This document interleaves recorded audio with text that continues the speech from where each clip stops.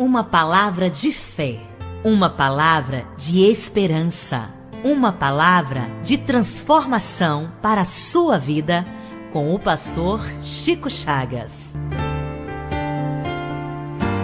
Meus amados, meus queridos irmãos e irmãs, a paz do Senhor Jesus Cristo. Aqui é o pastor Chico Chagas. Amados, eu queria fazer um estudo com vocês para explicar melhor essa questão de propósitos com Deus, de jejum. As pessoas têm perguntado muito a mim por e-mail, pelo WhatsApp, até mesmo pelos meus canais no YouTube, pelo Facebook, perguntado sobre propósito com Deus, sobre jejum. Qual é o melhor jejum? Como devo fazer o jejum? Qual é o jejum que agrada a Deus? Qual é o jejum que vai mover o coração de Deus para me abençoar? Qual é o propósito que eu devo fazer? Como deve ser? O que diz a Bíblia a respeito de propósito com Deus, de jejum? São tantas as perguntas que eu resolvi elaborar um estudo para passar para vocês através desse áudio, para vocês entenderem melhor o que é propósito com Deus, o que é jejum. Eu queria começar falando o seguinte: muitas pessoas fazem jejum querendo unir o útil ao agradável na opinião delas. Ou seja, alguém está precisando perder uns quilinhos, está gordinho, assim como eu, e de repente diz: olha, eu vou fazer um jejum aí de 21 dias, vou fazer o jejum de Daniel, e eu já aproveito, já agrado a Deus e ao mesmo tempo já perco alguns quilos. Até vou desintoxicar o meu corpo de alimentos que têm prejudicado a minha saúde. Mas aí vem a pergunta: será que Deus aceita esse jejum com o propósito de você adquirir, mesmo que seja mais saúde, uma melhor estética física, uma melhor aparência? Ou Deus conhece os corações e sabe quais são as verdadeiras intenções do coração? É verdade, queridos? Eu quero começar falando sobre propósitos com Deus. Como fazer um propósito com Deus de acordo com a Bíblia? Algumas pessoas dizem: como eu devo fazer um propósito de maneira correta? O que é fazer um propósito com Deus? Tem isso na Bíblia? Se a Bíblia fala sobre propósitos, muita gente pergunta isso. Então nós vamos falar sobre propósito e depois vamos entrar num estudo aprofundado sobre jejum. Olha, geralmente é o que muitos hoje têm em dia. O propósito é fazer um voto. As pessoas chamam de voto. Isso é muito comum, especialmente na Igreja Católica. Eu vou fazer um voto, né? O voto ou propósito é quando uma pessoa resolve fazer um tipo de promessa a Deus. E geralmente pede-se algo a Deus em troca de algo que você deseja fazer, em gratidão a Deus por estar Deus lhe abençoando com relação àquilo. Um exemplo disso é o voto feito por Ana, que desejava ter um filho, mas ela era estéril. E a palavra diz que o próprio Deus tinha fechado a sua madre. E a palavra diz assim, olha, em 1 Samuel, capítulo 1, versículo 11, e fez um voto dizendo: Senhor dos exércitos, se benignamente atentares para a aflição da tua serva, e de mim te lembrares, e da tua serva te não esqueceres, e lhes derem um filho varão, ao Senhor darei por todos os dias da sua vida, e sobre a sua cabeça não passará navalha. Isso foi um voto. Daria o filho, e pela cabeça do filho, que foi Samuel, não passaria navalha. Esse era um voto do nazireado. É muito comum encontrarmos na Bíblia pessoas fazendo votos a Deus. Temos, por exemplo, em Gênesis, capítulo 28, versículo 20, Jacó fazendo um voto a Deus, buscando a ajuda dele em sua caminhada. Gênesis 28, 20 diz: e fez também Jacó um voto dizendo: se Deus for comigo e me guardar nesta jornada que empreendo, e me der pão para comer e roupa para me vestir. E aí ele prossegue dizendo que pagaria dízimo e tudo mais. Nós temos ainda, por exemplo, o próprio apóstolo Paulo, no Novo Testamento, realizando também um voto, provavelmente um voto de nazireado. Está em Atos 18, 18, que diz: mas Paulo, havendo permanecido ali ainda muitos dias, por fim, despedindo-se dos irmãos, navegou para a Síria, levando em sua companhia a Priscila e Áquila, depois de ter raspado a cabeça em Cencreia, porque tomara voto. Isso são votos que são feitos, e é bom dizer que são coisas muito particulares, sua com Deus. Ninguém tem nada a ver com o seu voto. É uma coisa que você faz com Deus, é um compromisso que você faz com Deus e é você que vai honrá-lo. Mas olha, há perigos de fazer o voto. Apesar de a Bíblia não nos proibir de fazer voto e propósito de maneira nenhuma, ela nos dá diversas advertências que são importantes a serem consideradas nesse estudo. Antes de você fazer qualquer propósito, ou seja, voto com o Senhor nosso Deus, é importante você lembrar que não cumprir os propósitos que você faz não é bom. A Bíblia nos orienta a pensar muito bem naquilo que prometemos, pois com Deus não se deve brincar. Eclesiastes capítulo 5, versículo 4 diz: quando a Deus fizeres algum voto, não tardes em cumpri-lo, porque não se agrada de tolos. Cumpre o voto que fazes a Deus. Eclesiastes 5:4. Fazer votos que desagradam a Deus não é saudável, porque algumas pessoas fazem compromisso até, votos com Deus que Deus não se agrada. Por exemplo, na Bíblia, em Juízes capítulo 11, versículo 30, fala sobre Jefté. Ele fez um propósito com Deus que incluía um sacrifício humano, o que não era do agrado de Deus. Não era, não é e nunca será. Por isso foi um propósito tolo o que ele fez, e de nenhuma forma agradou ao Senhor. Você pode encontrar, por exemplo, no livro do profeta Isaías, no capítulo 53, versículo 10, dizendo que a Deus agradou moer o seu filho Jesus. Mas ali era um propósito para a salvação de toda a humanidade. Mas Juízes 11:30 diz: fez Jefté um voto ao Senhor e disse: se com efeito me entregares os filhos de Amon nas minhas mãos, quem primeiro da porta da minha casa me sair ao encontro, voltando eu vitoriosa dos filhos de Amon, esse será do Senhor, e eu oferecerei em holocausto. Mas Deus não aprova o sacrifício humano. Fazer propósitos sem haver qualquer necessidade, por exemplo, não tem para que você fazer. Vai ser um sacrifício de tolo. A Bíblia nos adverte que não devemos usar, por exemplo, juramentos e votos para que só através dele façamos o que é certo. Devemos fazer o que é certo como algo que faz parte da nossa vida cotidiana, como algo comum em nossas ações e não como algo que fazemos por força de propósito ou votos. Eu vou ser honesto só porque prometi a Deus e quero algo em troca. Não, eu tenho que ser honesto o tempo todo. Por quê? Porque a palavra de Deus diz que eu sou sal da terra e luz do mundo, e por isso eu tenho que ser honesto comigo para honrar o meu Deus e o Evangelho.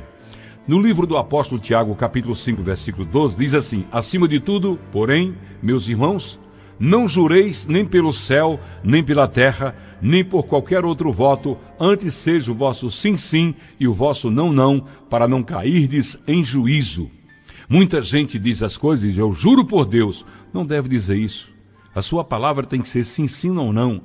O irmão, a irmã, ou seja, qualquer pessoa que esteja ouvindo você falar, ela tem que acreditar em você, e não porque você jurou em nome de Deus. Por exemplo, muitos fazem propósito de que vão servir a Deus. Se ele lhe conceder algo, esse é um voto sem necessidade, pois servir a Deus é algo que já devemos fazer, independente de propósitos. Tem pessoas que tentam comprar as bênçãos de Deus. Uma das atitudes mais terríveis é quando as pessoas fazem propósito com Deus com o objetivo de tentar comprar suas bênçãos. Com esse objetivo em mente, prometem coisas a Deus para tentar forçar Deus a atendê-las em seus propósitos. Esse tipo de voto a Deus é reprovável por Deus. Deus sabe realmente diferenciar um coração interesseiro de um coração que é realmente adorador. Aí você pergunta, sim, mas como fazer propósito com Deus? Na verdade, meus amados, queridos irmãos e irmãs, a Bíblia não nos traz nenhuma receita de como realizar um voto ou um propósito com Deus. Não existe nenhum passo a passo para que você aprenda isso. Dessa forma, se você deseja realmente firmar um propósito com Deus e já pensou em todos os perigos que isso pode acarretar, como, por exemplo, você não cumprir e realmente permanecer em seu coração e o desejo de fazer esse propósito, você quer fazer porque quer alcançar algo, você quer ter um particular com Deus e esse particular envolve um propósito, o que vale é aquilo que você coloca em sua oração, em sua combinação com Deus. Não existem regras específicas. O que deve existir acima de tudo é humildade e reverência. Reverência é respeito por Deus, pois você está diante de Deus, o Todo-Poderoso, o Criador de todas as coisas. O Todo-Poderoso Deus vai te ouvir. Mas vou deixar aqui algumas dicas para que você faça um propósito abençoado, por exemplo. Como pastor, eu gostaria de dizer a você que analise se a motivação do seu propósito é abençoada. É uma motivação correta. Por exemplo, tem gente que quer fazer um propósito com Deus para tomar o marido de outra pessoa. É lógico que Deus vai se sentir ofendido. Você está fazendo um propósito com Deus para desmanchar uma união onde Deus diz: não separe o homem que Deus uniu. Onde Deus diz que um casal que se casa, uma vez juntos, será uma só carne. Não faça propósito se suas motivações são egoístas, são pecaminosas. Pense muito bem nelas, se realmente são coisas que vão edificar a sua vida. Você fazer um propósito, por exemplo, para uma nora sua sair de dentro de casa porque mora dentro de casa. A palavra de Deus diz que não diga não aos que são de sua carne. Isaías capítulo 58. Por exemplo, faça apenas propósitos que consiga cumprir. Você só vai fazer propósito com Deus aqueles que você consegue cumprir. Não faça votos a Deus que sejam absurdos. Por exemplo, há pessoas que fazem propósito para nunca mais tomar refrigerante na vida. Não precisa nem dizer que essa pessoa vai quebrar esse voto, esse propósito que fez com Deus. Seja uma pessoa coerente. Ou fazer um propósito de jejuar o ano inteiro. Cuidado, não faça assim, porque eu já li aqui em Eclesiastes 5 o que é que diz.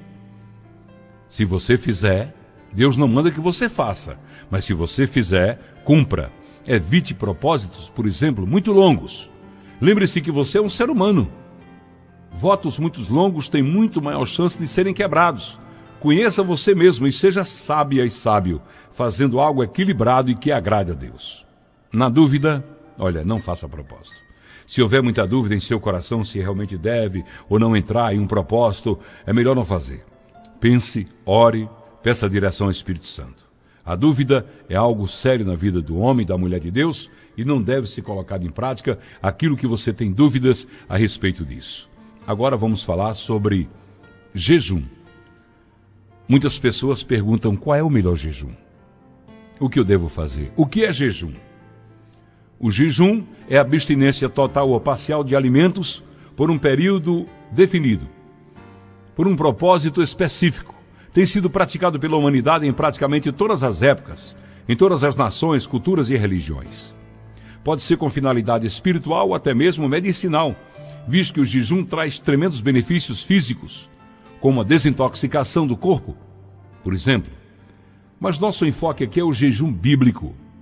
Muitos cristãos hoje desconhecem o que a Bíblia diz acerca do jejum, ou receberam um ensino distorcido, ou não receberam ensinamento algum sobre este assunto.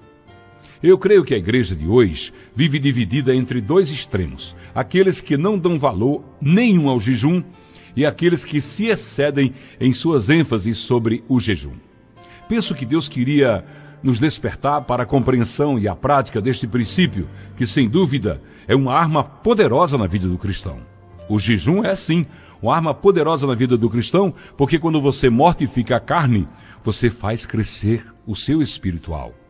Não há regras fixas na Bíblia sobre quando jejuar ou qual tipo de jejum praticar. Isto é algo pessoal, mas a prática do jejum, além de ser recomendação bíblica, traz consigo alguns princípios que devem ser entendidos e seguidos. Peço a você que ouça esse estudo até o final, antes de fazer qualquer julgamento sobre o que eu estou dizendo. A Bíblia ordena o jejum, a Bíblia manda jejuar. É isso que vamos ver aqui. Olha, no Velho Testamento, na lei de Moisés, os judeus tinham um único dia de jejum instituído.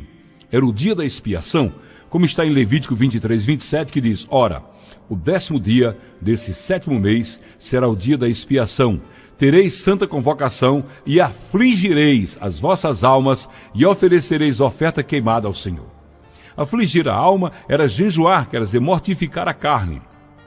Quem também ficou conhecido como o dia do jejum, por exemplo, é em Jeremias 36, 6, ao qual você pode ver também Paulo se referindo ao jejum em Atos 27, 9, havendo decorrido muito tempo e tendo se tornado perigosa a navegação, porque já havia passado o jejum, Paulo os advertia. Está em Atos 27, 9.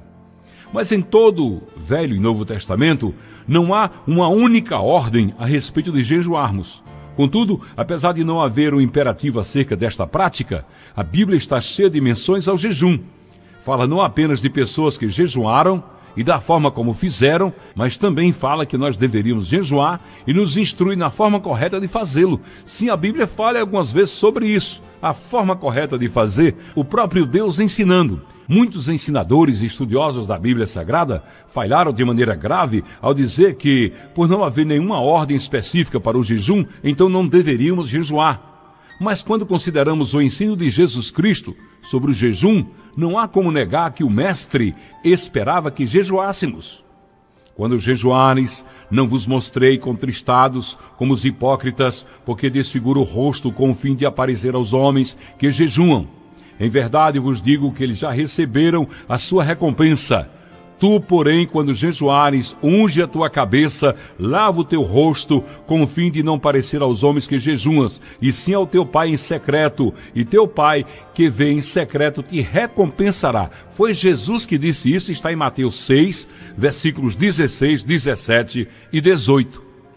Olha, embora Jesus não esteja mandando jejuar, suas palavras revelam que ele esperava de nós esta prática.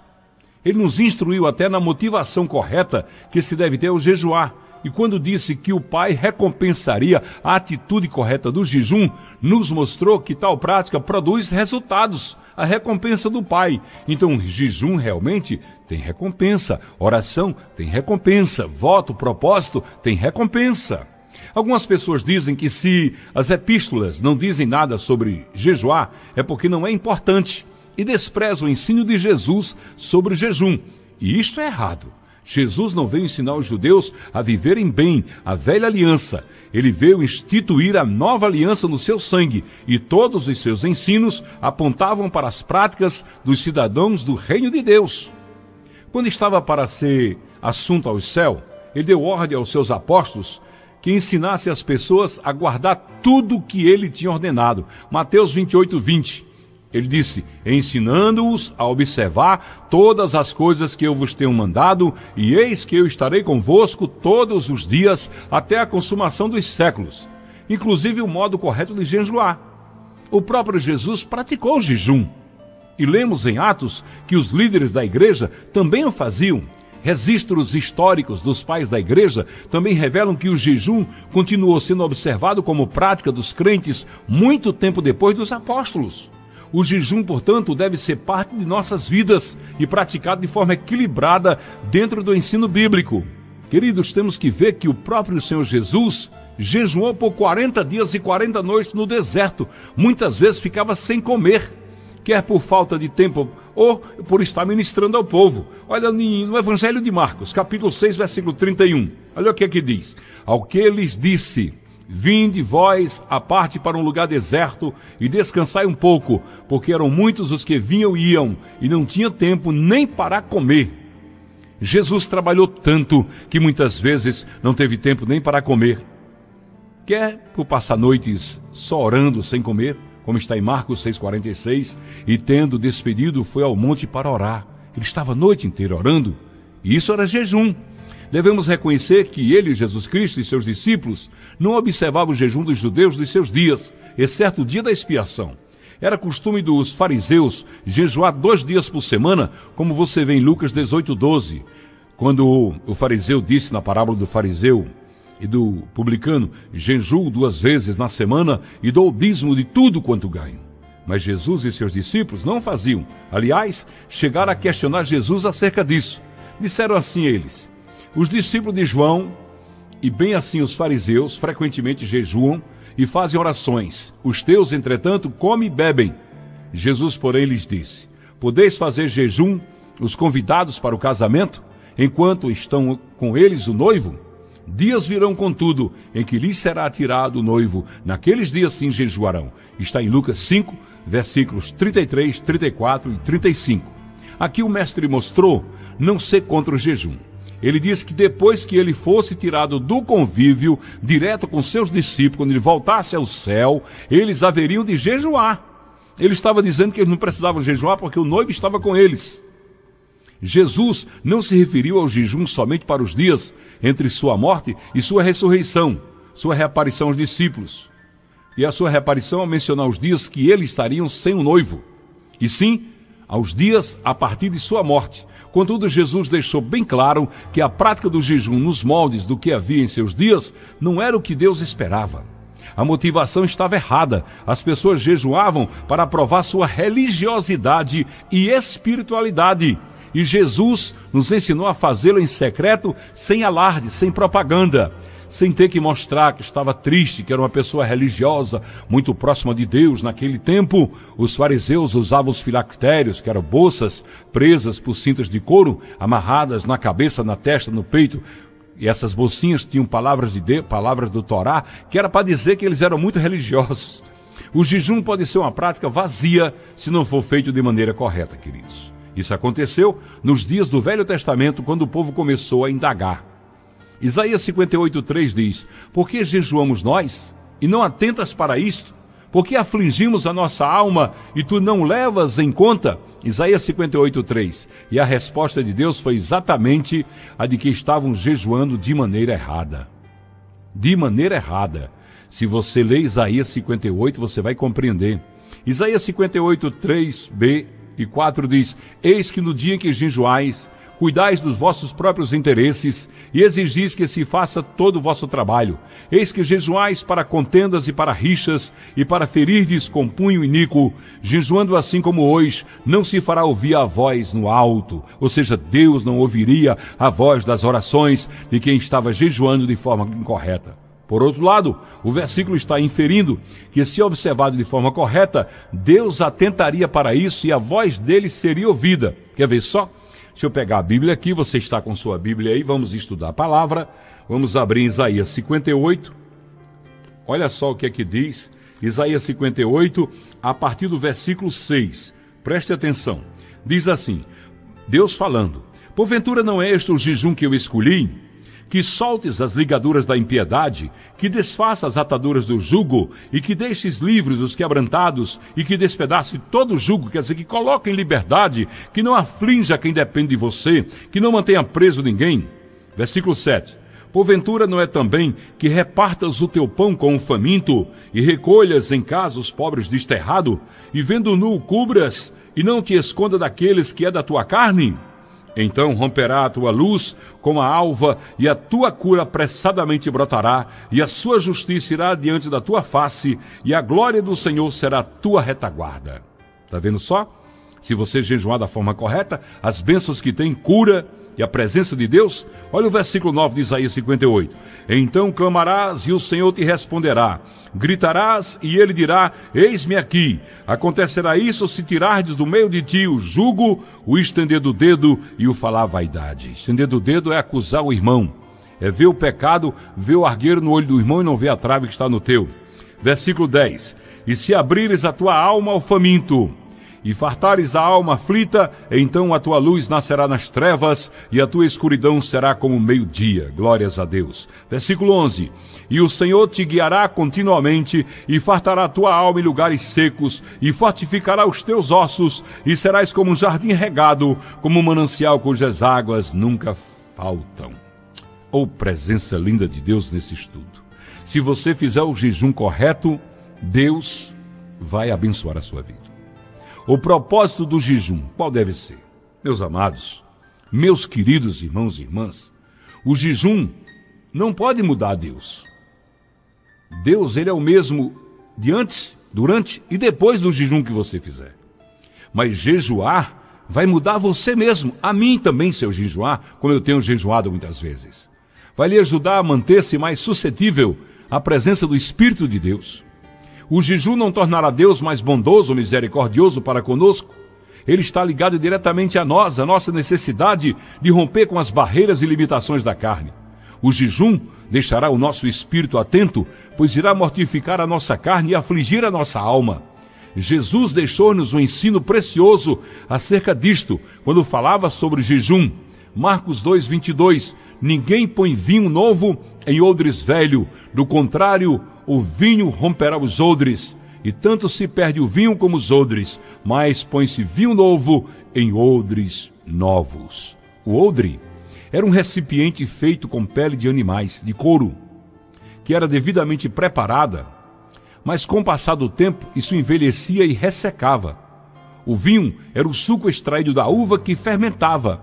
Naturalmente, dentro do odre, ele fermentava ali e inchava. Portanto, quando se fazia o vinho novo, era sábio colocá-lo num recipiente de pele de animal, num odre novo, que não arrebentasse na hora em que o vinho começasse a fermentar. E o melhor recipiente era o odre novo. Com essa ilustração, queridos, Jesus estava ensinando-nos que o vinho novo que ele traria era o Espírito Santo, que deveria ser colocado em odres novos, em recipientes novos, no nosso novo corpo, na nossa nova criatura.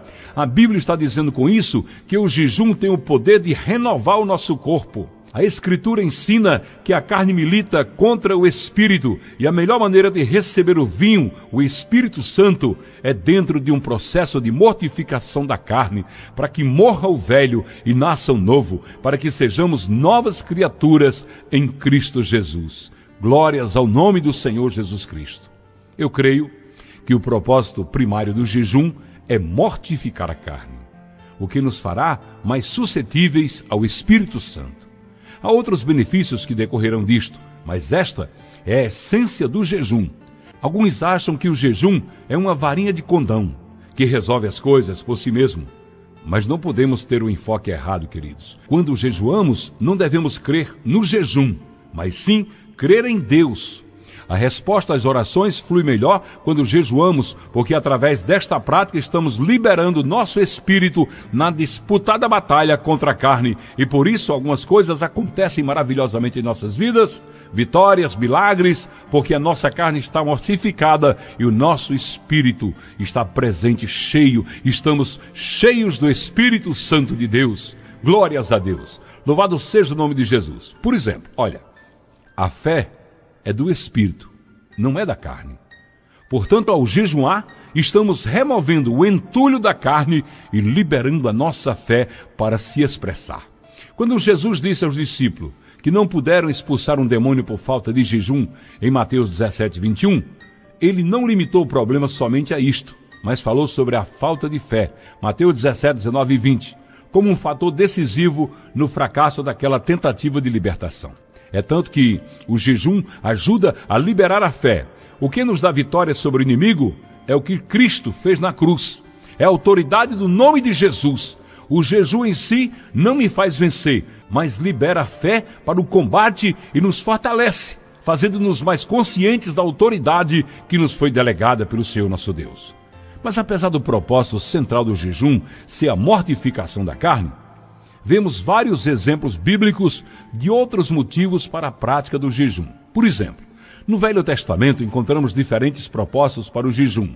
Consagração. Era o voto do nazireado, por exemplo. Envolvia abstinência, envolvia jejum. Determinados tipos de alimentos eram colocados de lado. Números capítulo 6, versículos 3 e 4. Abster-se-á de vinho e de bebida forte. Não beberá vinagre de vinho, nem vinagre de bebida forte, nem bebida alguma feita de uva, nem comerá uvas frescas nem secas. Todos os dias do seu nazireado não comerá de coisa alguma que se faz da uva, desde os caroços até as cascas. Está vendo aqui? Isso aqui era um jejum, era um voto, era uma abstinência. Quem tinha um voto nazireado não podia fazer isso, está aqui em Números 6, 3, 4. O arrependimento de pecados.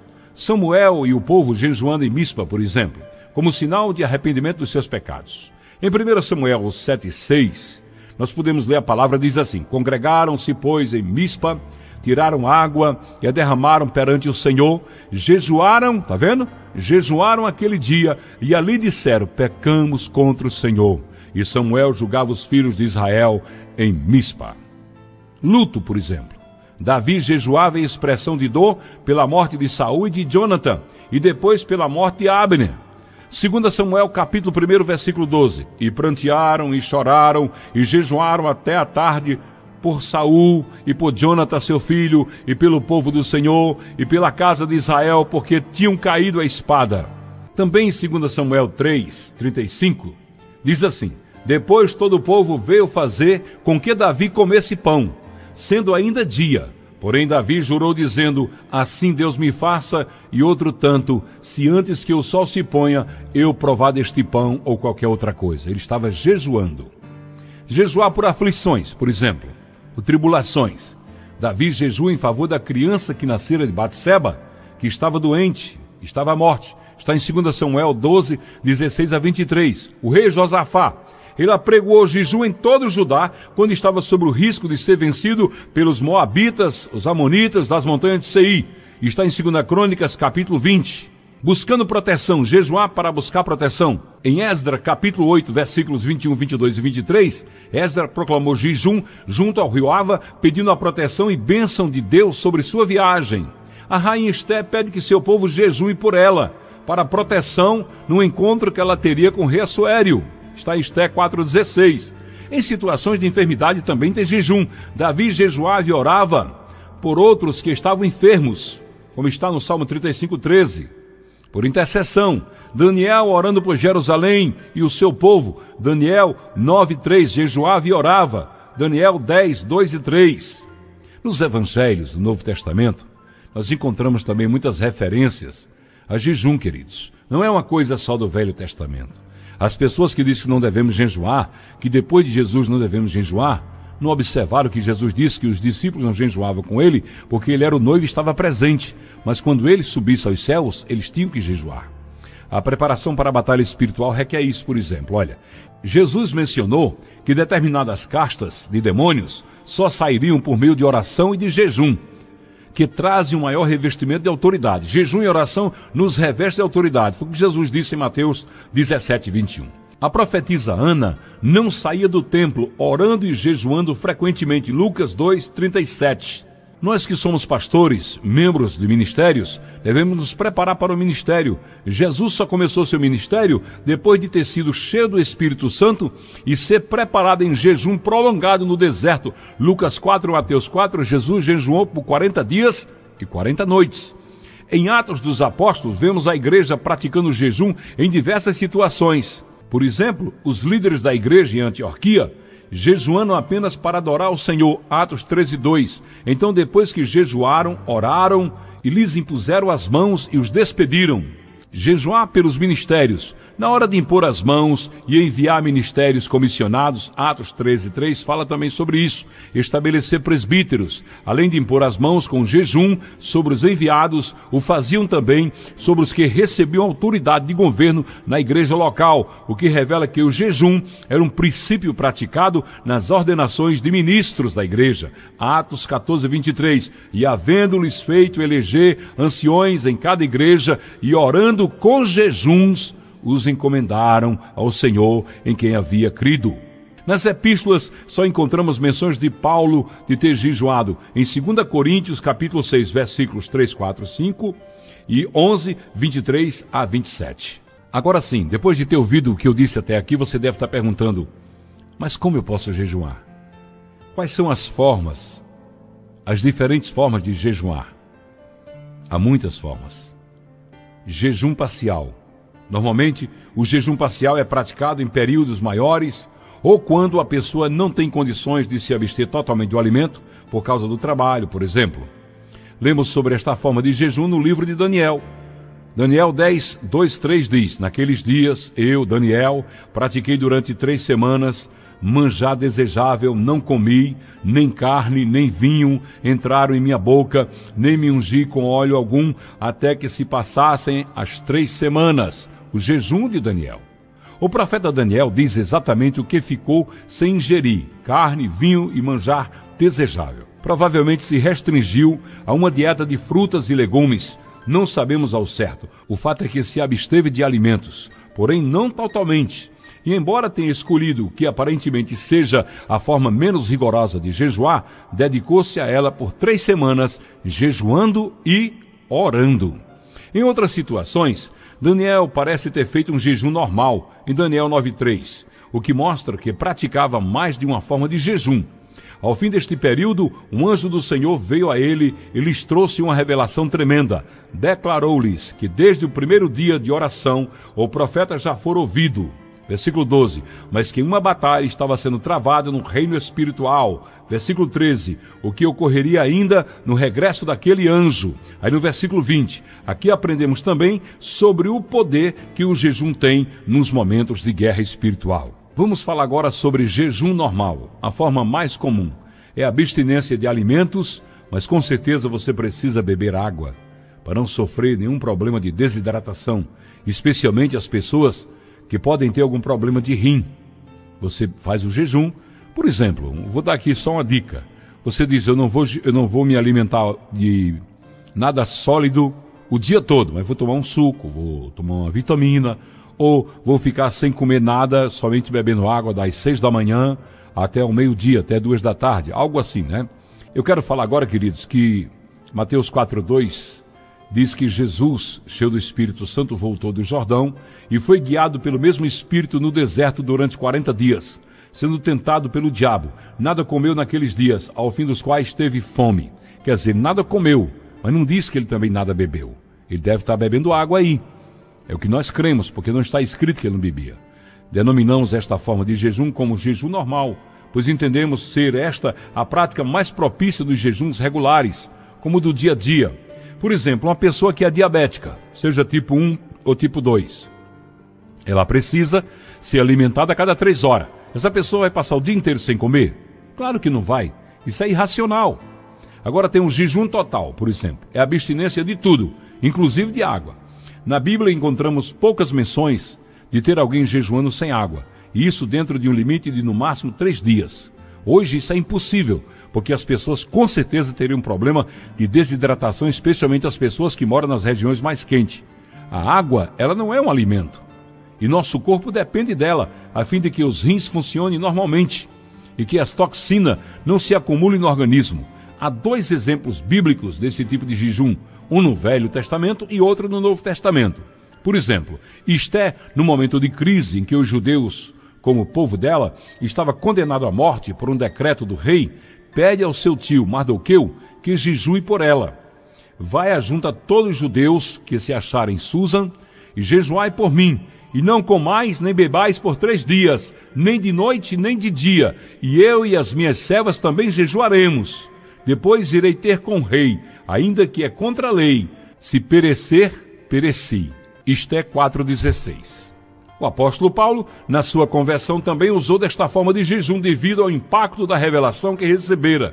Esteve 3 dias sem ver, durante os quais nada comeu nem nada bebeu. Está em Atos 9:9, o próprio Jesus mandando Ananias ir lá e dizendo que ele está há 3 dias sem comer e sem beber. Não há qualquer outra menção de um jejum total maior do que estes, a não ser o de Moisés e Elias, numa condição diferente que vamos explicar mais adiante. A medicina adverte contra um período de mais de 3 dias sem água, como sendo nocivo à saúde. Eu diria até a você que não deixasse passar muitas horas sem beber água, nem dias, é horas. Mesmo que você jejum das 6 da manhã às 6 da tarde, tem pessoas que fazem esse jejum, mas não deixe de beber água, ou um líquido, um suco, uma coisa assim. Devemos cuidar do corpo ao jejuar e não agredi-lo. Lembre-se que estará lutando contra a sua carne, natureza e impulsos, e não contra o seu corpo. Qual deve ser a duração do jejum? Quanto tempo deve durar um jejum? Essa é uma pergunta que muitas pessoas fazem. A Bíblia não determina regras deste gênero. Portanto, cada um é livre para escolher quando come e quando jejuar. Vemos vários exemplos de jejuns de durações diferentes na Bíblia. Por exemplo, jejum de 1 dia era o jejum do dia da expiação. De 3 dias, o jejum de Esté está em Esté 4:16 e o de Paulo em Atos 9:9. De 7 dias, jejum por luto pela morte de Saul, 1 Samuel 31:13. Jejum de 14 dias, jejum involuntário de Paulo e os que com ele estavam no navio, Atos 27:33. Jejum de 21 dias, o jejum de Daniel em favor de Jerusalém, em Daniel 10:3. Jejum de 40 dias, o jejum do Senhor Jesus Cristo no deserto, Lucas 4:1-2. A Bíblia fala de Moisés em Êxodo 34:28 e Elias em 1 Reis 19:8, jejuando períodos de 40 dias. Porém, vale ressaltar que estava em condições especiais, vivendo o sobrenatural de Deus. Moisés nem sequer bebeu água durante 40 dias, o que humanamente é impossível, mas ele foi envolvido pela glória divina. O mesmo se deu com Elias, que caminhou 40 dias na força do alimento que o anjo lhe trouxe. Isso é um jejum diferente, que começou com um belo depósito, uma comida celestial. Jesus, porém, fez um jejum normal com esta duração, mas a palavra diz que ele estava cheio do Espírito Santo. Muitas pessoas erram ao fazer votos ligados à duração do jejum. Não aconselho ninguém a fazer um voto de quanto tempo vai jejuar, pois isso pode deixar você preso a um caso que pode trazer problemas à sua saúde. No caso de algo fugir ao seu controle, siga o conselho bíblico.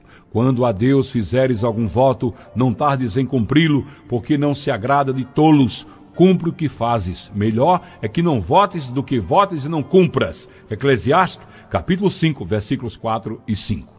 É importante que haja uma intenção de um alvo quanto à duração do jejum no coração. O jejum prolongado é algo que pode afetar a sua saúde e também prejudicar a sua fé. Há algo especial, queridos, na verdade, no jejum prolongado, mas deve ser feito sob a direção de Deus. As Escrituras mostram que Jesus foi guiado pelo Espírito ao jejum no deserto, em Lucas 4:1.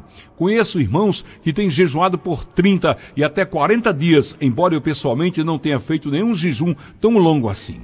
O maior tempo que eu já jejuei na minha vida foi um jejum de 24 horas. E eu não aconselho a ninguém fazer, especialmente se for um diabético. Tenha cuidado para não fazer um voto que não possa cumprir. Mas se você não cumprir o voto, a palavra de Deus diz: filhinhos, não pequeis, 1 João. Mas se pecares, temos um advogado justo e fiel para te perdoar. Vale ressaltar também que certos cuidados devem ser tomados. Não podemos brincar com o nosso corpo. Agora você deve estar perguntando: eu estando jejuando, eu devo dizer que estou jejuando? Os crentes costumam dizer: estou no mistério. Algumas pessoas são extremistas quanto à descrição do jejum, enquanto outras, à semelhança dos fariseus, tocam trombetas diante de si. Em Mateus 6, 16, 17 e 18, Jesus condena o exibicionismo dos fariseus, querendo parecer contristados aos homens para testar sua espiritualidade. Ele não proibiu de se comentar sobre jejum, senão a própria Bíblia estaria violando isto ao contar o jejum que Jesus mesmo fez. Como souberam que Cristo, que estava sozinho no deserto, fez um jejum de 40 dias? Certamente porque Jesus mesmo contou, não é verdade? Não saiu alardeando perante todo mundo, mas discretamente repartiu sua experiência com seus discípulos. Eu, particularmente, comecei a jejuar estimulado pelo relato das experiências de outros irmãos.